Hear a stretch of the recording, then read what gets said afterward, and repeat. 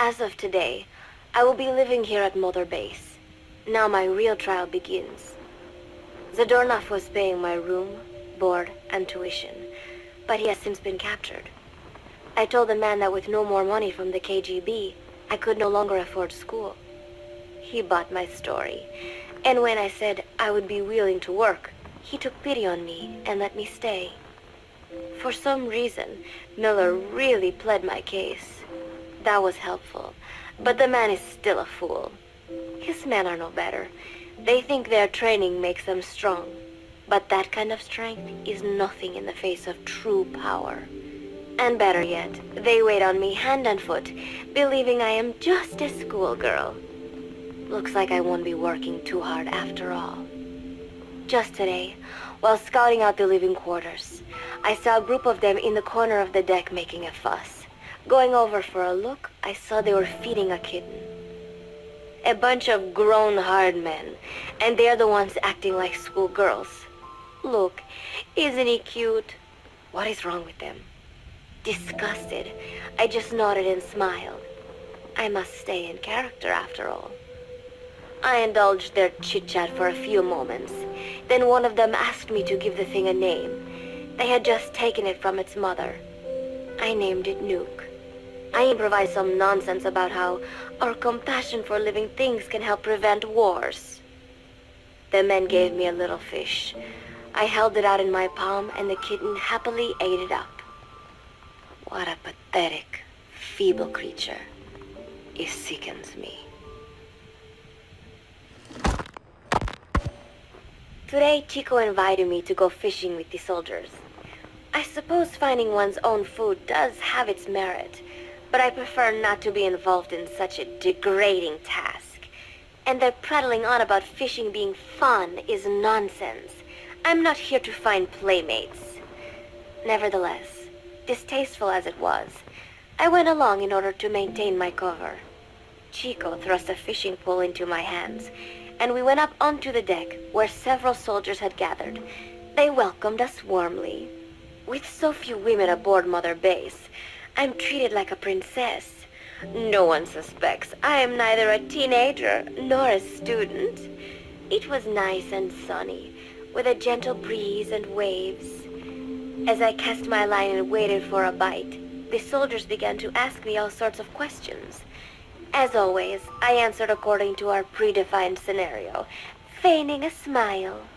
As I sat there feeding them lies, the fish began to bite, and the soldiers began to focus on their prey. Chico had his bait stolen by a fish, and got so angry that he stood up and nearly fell into the sea. Everybody laughed. It almost made me want to join in too. At some point, I got a bite myself. The instant after I felt that first gentle tug, the fish yanked the line with astonishing strength, and I let out a cry of surprise. I thought he was going to be huge. It was my first time fishing, and I was a bit flustered, so the soldier beside me helped by supporting the pole from behind. "Reel it in," they shouted. I nodded, turning the handle as fast as I could. I wondered what kind of fish lived below the surface, and thought back to the deep sea dives I had to do as part of training. Those were difficult days, but I remember finding the multicolored fish gliding through the water incredibly soothing. After a hard fight, I pulled it up. To my surprise, it wasn't even half a vara, rather anticlimactic.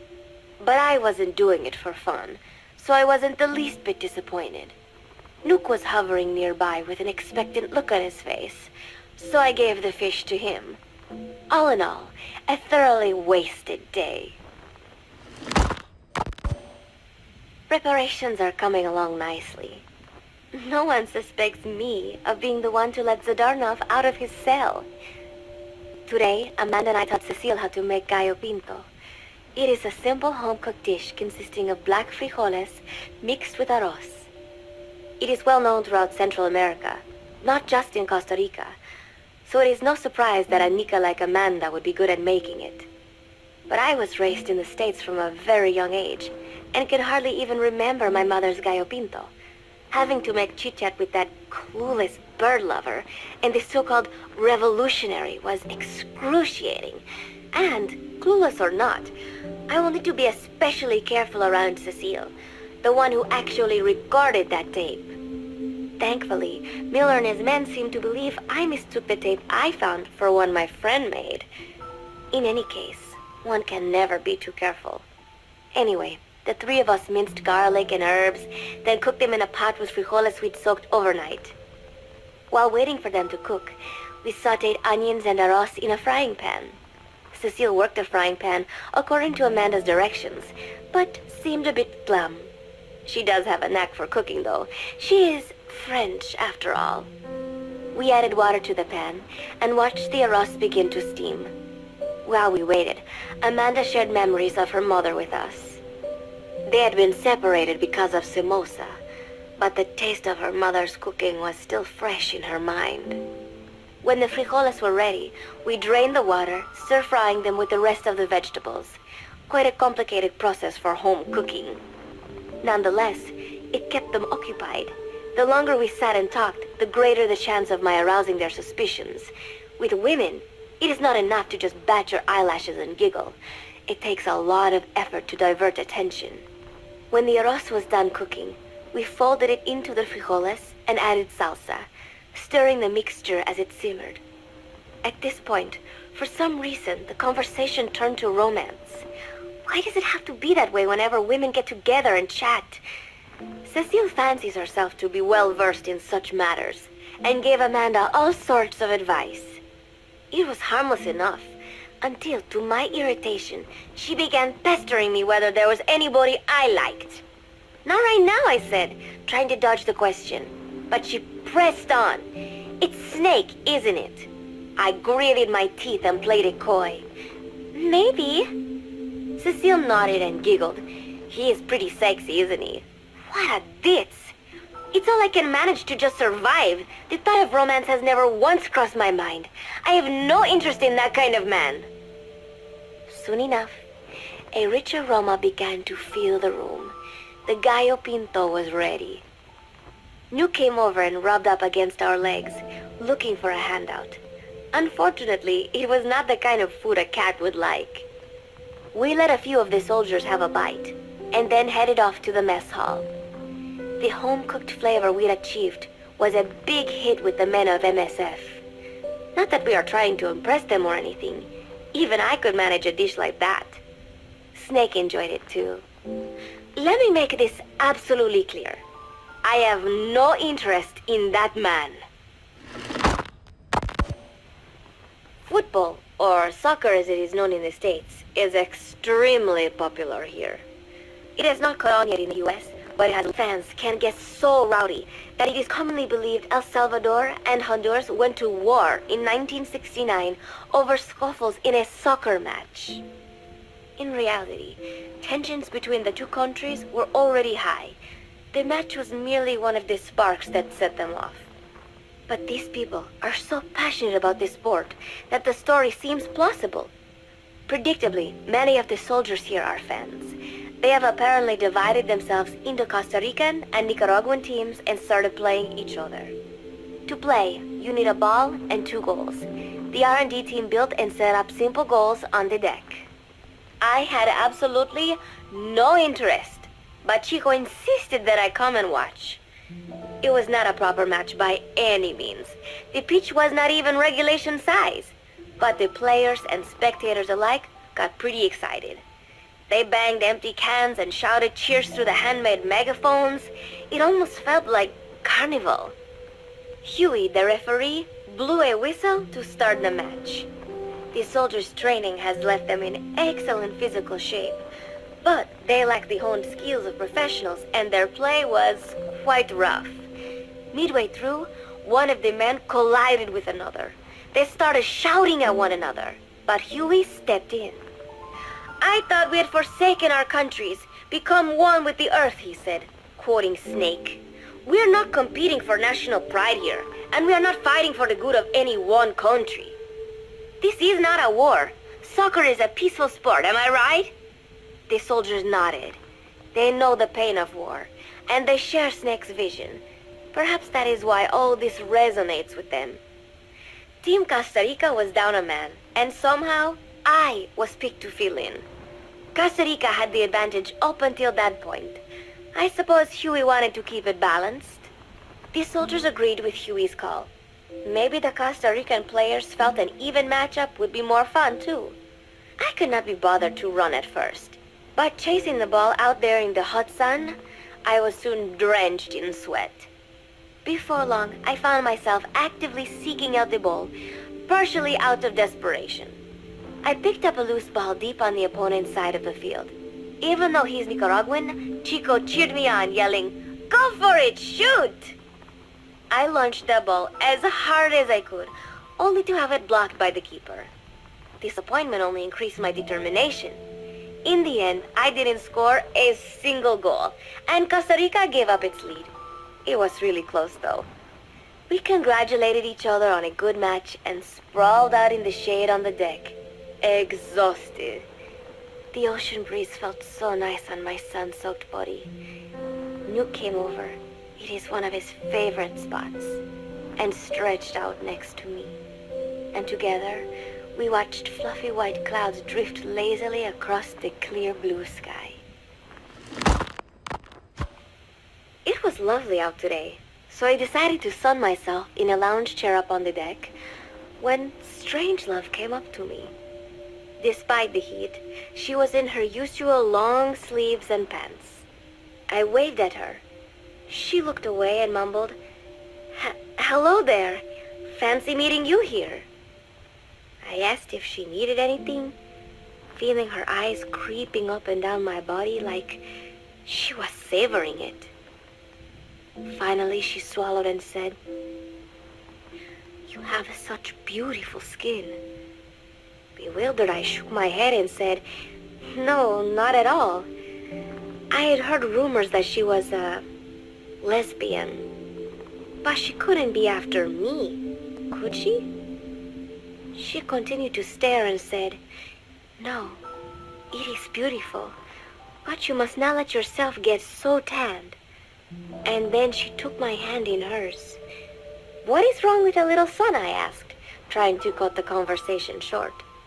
But she shook her head violently. "No, you mustn't. A young lady should take better care of her skin." She was acting strangely now, as if aroused. She lectured me on the perils of tanning, how it ages skin, causing wrinkles and spots, and in the worst cases, even skin cancer. I knew already that tanning could cause spots, but I thought only pale-skinned Anglo-Saxons had to deal with that. Having a scientist tell me it causes aging, though, that spooked me a little. If I am to keep playing the teenager, I will have to start paying more attention to my skin. Sensing my anxiety, she took a small tube from her pocket. She said it was the sunscreen she always used. She told me to keep it. I didn't know what to say. I was more than happy to take it, but exactly what were her intentions? Was she merely being nice? Or is she really into me? Either way, there was no reason to refuse, I suppose. I have undergone training. An out-of-shape woman does not pose any real threat to me. Having power means not being afraid. It is the same on a global scale. A country with nukes can dictate terms to a country without them. I thanked her and took the tube. Then she offered to put some on for me. She squirted some lotion onto her fingers and began rubbing it into my chest. It happened so suddenly, and I was so taken aback that I did not even think to protest. She caressed my stomach with her long white fingers, then slid them upwards between my bikini-clad breasts. "What? Wait," I sputtered as her moist eyes met mine. She was beautiful. Somehow, I found myself captivated by this woman more than 10 years my elder. "Hold still," she whispered in my ear. I nodded silently, unable to refuse. My body went limp, motionless, as if in a trance. Gently, carefully, she rubbed the lotion all over my entire entire body. I shouldn't have enjoyed it, and yet I could not help myself. For a moment, I was spellbound. That woman is dangerous. I had better watch myself. Protecting one's health is an important part of any agent's job. But despite my best efforts, I have caught a cold. Now that I think about it, Mother Base's numbers are on the rise, with soldiers coming from all different places and backgrounds. It is no wonder then that sooner or later someone would bring in a virus. That said, what I have got is just a common cold. The medical team said I'd need a few days rest, so I've been restricted to my room and put on bed rest. I thought I'd gotten used to not having anyone around to relate to, but at times like these, being alone is just miserable. All I could do is lay there and stroke Nook's back, trying to take my mind off how bad I felt. Nook just sat there, not making a sound. But I did have visitors. Amanda and Chico, Huey, Cecile, Miller, and a few of the soldiers I've become relatively close to. Amanda made me a soup with herbs she said were good for a cold. Miller told me to take it easy. I will sing you a lullaby, he said, then broke out a guitar and sang some incomprehensible song in Japanese. I did not need to understand the lyrics to know he is an awful singer. Then he said, "You know what is good for a cold? Suppositories. Here, I'll show you." He began to take off his pants, so I threw my tissue box at him to make him go away. Then Strangelove showed up, saying she had some miracle Indian cure. "It has got eucalyptus extract," she said. "It works best if you rub it into your chest." And then she tried to take off my nightshirt. I whacked her with my pillow, and I got rid of her. Chico brought me a little flower in a cup. It had been growing in a little bit of earth that probably found its way on board, stuck to something else. "I found this on the deck. Here, you can have it." He tried to act nonchalant, but I am pretty sure he's got a crush on me. None of them understand. If they thought these little visits would cheer me up, they were wrong. Tonight, Snake himself came to my room. Like the rest, he believes I am just a schoolgirl and treats me as such.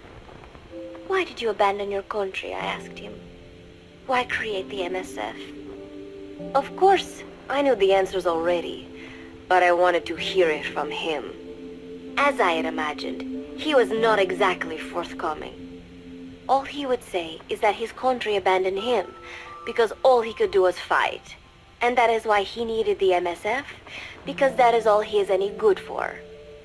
Then he said, "Fighting is the only thing I understand, but that does not mean I have got a grudge against those who believe in peace. I am not one of them, and I do not believe in peace. Conflict is in man's nature. We fight our enemies in order to survive." Maybe we are not so different after all, he and I. But that is exactly why I'm going to have to kill him, or else he will have to kill me. When I stop and think about this wretched existence, being killed by a man like that suddenly does not seem like such a bad thing. Every month, Mother Base throws a party for all the soldiers whose birthdays fall in that month. There is something strange about a military organization having parties. Really though, it is just an excuse to drink and make noise. It is not easy to get alcohol on a fortress in the middle of the ocean. Most days they are training from dawn till dusk. They do not have time for things like drinking. That is why Snake and Miller came up with the idea, to give everyone a chance to let loose. Obviously, a bunch of boors like that are not going to bother with blowing out candles on a cake. Rather, they sit there in a cloud of cigarette smoke, drink beer, eat meat, tell tasteless jokes, and swap crude insults about one another's hometowns. But it hardly ever breaks out into something serious. They talk up a storm, but they're just having fun. It is funny. You have got members of FSLN rubbing shoulders with the UCLAs, people who once would have considered the other mortal enemies. I wonder if that is what makes Big Boss so popular. In leaving their countries behind, they leave their hatred for other countries too. Miller seemed a little protective of me. Hope they're not being too crude, he said. But soon enough, he too was drunk. He yelled, "Come here and take a look at the real Kazuhira Miller," then dropped his pants and mooned everybody. The other soldiers burst out laughing. I have never seen such a crude, ridiculous party before. And yet, all these people, laughing and acting the fool. Is this what they call peace? For some reason, I began to think about all that has happened since I came here. Fishing with Chico, cooking with Amanda and Cecile, playing soccer, having visitors when I caught a cold. When I stop and think about it, my time here has been the most peaceful of my life. But that is about to end. I cannot imagine he will be willing to negotiate. It seems I am to fight the legendary Big Boss. I do not know if I'll be able to beat him. But if I have to choose between death and defying Cypher, I will gladly choose death. The thought of dying does not scare me. But if I disobey my orders, the fear and despair awaiting me will be far worse than anything I can imagine. It was Cypher who took me in as an orphan, gave me food and a place to live. His orders may have been unreasonable, but I will never repay my debt entirely. It seems I have no choice. I must fight this man. I must fight Snake. Do you know Miller, Snake's right-hand man? Apparently has got at least one serious weakness. He is an insatiable womanizer. He does not bother me, most likely because he considers teenagers off-limits. But he has hit on every single one of the few female soldiers here at Mother Base. They ought to be telling him where to stick it, but end up falling for it so easily. I think some of it stems from the fact that he is actually not that bad looking. Anyway, today, that nasty habit got him in trouble. He and Snake got into one of their rare fights, and I was there to see it. They burst out of the showers, completely naked, trading punches. I am no child. The sight of a naked man does not make me blush, but this was something else. "Maybe this'll teach you," Snake yelled as he slammed his fists into Miller's chest. I heard later that apparently he had been two-timing someone, and that same someone had gone to Snake with her troubles. As I see it, it is her own fault for letting herself be deceived like that. If she is too dumb to see through Miller's lies, then she got what she deserved. But this was not the first time it had happened, or the second, and Snake read Miller the riot act. Miller argued back, and what began as a shouting match turned into a fist fight. "You son of a bitch," Miller yelled as he swung. "Not bad," said Snake, smiling, "but not good enough." And then he was back on the offensive. They had already been at it pretty hard in the showers, and their bodies were covered with bruises. Both of these men had been trained for war, their bodies deadly weapons. They were each bleeding from a dozen places. All this from a fist fight. Even so, it was far less gruesome than if they had given it their all. It was obvious that one of them would be dead were they fighting for real. Miller took another swing, yelling, "Try this then!" Snake parried, then responded in kind, but I could tell he was not aiming for anything vital. "You are one tough bastard, boss," Miller muttered. A smile crept across his face as he caught his breath. And then they went right on fighting. Blood and sweat flew off their glistening bodies. It was combat without hatred or hostile intent. I had never seen violence like this before. And yet, it was more than just a friendly tussle. They were utilizing every technique they knew. It was not a sporting match. They were not playing by the rules. How could they keep this up? At last, the two men tired themselves out, and the bizarre scene came to an end. They looked at each other's battered bodies, and then burst out laughing, embracing and congratulating each other on a good fight. It all seemed so idiotic. I still cannot fathom such behavior. But somehow, I got the sense that for all his womanizing, Miller really only trusted one person, And that was Snake. There was no way I could ever come between the two of them. And at that thought, I began to feel as if I had lost. All of Mother Base is preparing for a festival. Since Snake and his soldiers spend so much time fighting, they are setting aside one day a year for peace and relaxation. I do not know all the details, but apparently that is what Snake and Miller decided. These soldiers love the idea, of course. There is so little fun to be had here that everybody looks forward to events like these. That is all well and good, but somehow I got roped into getting on stage. Come on, we even both have peace in our names, said Miller. And Zadarnov, that old Ruski's name, has something to do with peace too, right? Hey, as long as we are having a day of peace, we ought to get an act together. The Three-Piece Band. I thought he was joking. He then proceeded to share his idea without bothering to check with me. And now, I am slated to sing. Apparently, he had heard me on the deck one day, and since then he's wanted to form a band. Everybody's looking forward to it, so there is no way for me to back out now. I have never done anything like this, but it does feel kind of nice to know that people are looking forward to it.